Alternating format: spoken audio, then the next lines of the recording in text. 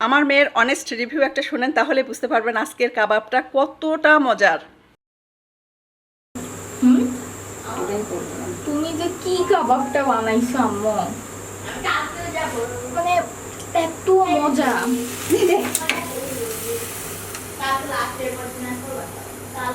এখন আবার আমার দোষ দিও না যে তোর কথা শুনতে গিয়ে পড়ে গেছে, আমি তো জানতাম না এত মজা লাগছে। তোমার বানানো একটা অন্যতম সেরা কাবাব। আমি ভাবছিলাম কেমন না কেমন। এই কাবাব তৈরি করার জন্য এখানে চর্বি সহ মাংস নিতে হবে 500 গ্রাম। মাংসগুলো খুব সুন্দর করে কেটে ধুয়ে নিয়েছি, পানি ঝরিয়ে নিয়েছি। একটা চপারের ভেতরে আমি দিয়ে দিচ্ছিলাম মাংসগুলো। তারপর খুব সুন্দর করে এটাকে কিমা করে নিতে হবে। কিছুক্ষণ পর দেখতে পেলাম এই মেশিনটার একটু সমস্যা হচ্ছিল, তাই আমি চেঞ্জ করে আরও অন্য একটা চপারে নিয়ে নিচ্ছিলাম। কিছুই না, বিশেষ করে এই চপারটার সমস্যা ছিল যে একটু বেশি পরিমাণ মাংস দেওয়ার ফলে মেশিনটা একটু রেস্ট নিচ্ছিল। এই জন্য আমি অন্য একটা বড় চপারে নিয়েছি। এটা 6.5 লিটারের একটা মিয়াকো ব্র্যান্ডের চপার, যেটা খুবই ভালো। এখানে বেশি পরিমাণে একসাথে করা যায় আর কি।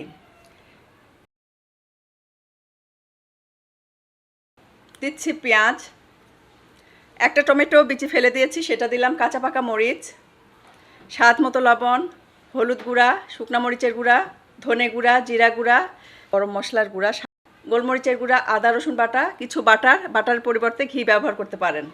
দিচ্ছে একটা ডিম আর কর্নফ্লাওয়ার, লেবুর রস। কর্নফ্লাওয়ারের পরিবর্তে আপনারা এখানে ব্রেডের 3টা স্লাইস ব্যবহার করতে পারেন। আবারও খুব সুন্দর করে এটাকে আমি মিশিয়ে নিব। এটা আমার হয়ে গেছে। যদি মনে হয় এই মিক্সচারটা একটু নরম, তাহলে কিন্তু আরও কিছুটা কর্নফ্লাওয়ার দিয়ে দিতে পারেন। ঠিক এরকম একটা মিক্সচার হতে হবে। এখন আমি হাত দিয়ে বল শেপ করে নিব, তারপর একটা পেন ঢুকিয়ে ভেতরটা ছিদ্র করে নিব, যাতে করে খুব সুন্দরভাবে ভেতরটা প্রপারলি কুক হয়। সবগুলো সেম প্রসেসেই করে নিব। প্যানে দিয়ে দিচ্ছি তেল। সবগুলো কাবাব আমি এখন দিয়ে দিব।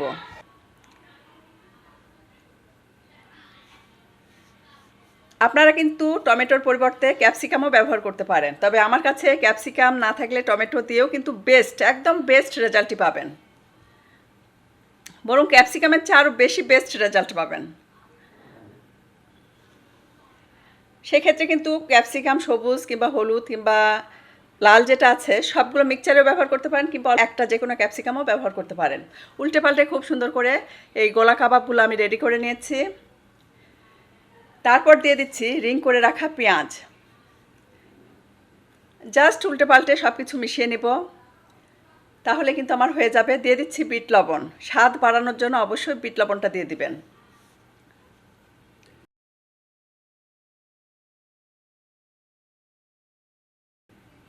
আবার একটু কাঁচা পাকা মরিচ দিয়ে দিচ্ছি, just for flavour and test. এখন এটাকে মিশিয়ে নিব আর নামিয়ে নিব। গরম গরম এই কাবাব যে কোনো সসের সাথে সার্ভ করতে পারেন। এই গোলা কাবাব এত মজার, উপরটা ক্রিস্পি, ভেতরটা জুসি অ্যান্ড টেস্টি। অবশ্যই ট্রাই করবেন, প্রত্যেকে ট্রাই করবেন, আর আমাকে কিন্তু ফিডব্যাক জানাবেন। আর লাইক কমেন্ট করতে কিন্তু একদমই ভুলবেন না। সবাইকে আবারও ঈদের শুভেচ্ছা জানিয়ে শেষ করছি আমার আজকের এই ভিডিও। সবাই অনেক বেশি ভালো থাকবেন, আমাদের জন্য দোয়া করবেন। আল্লাহ হাফেজ।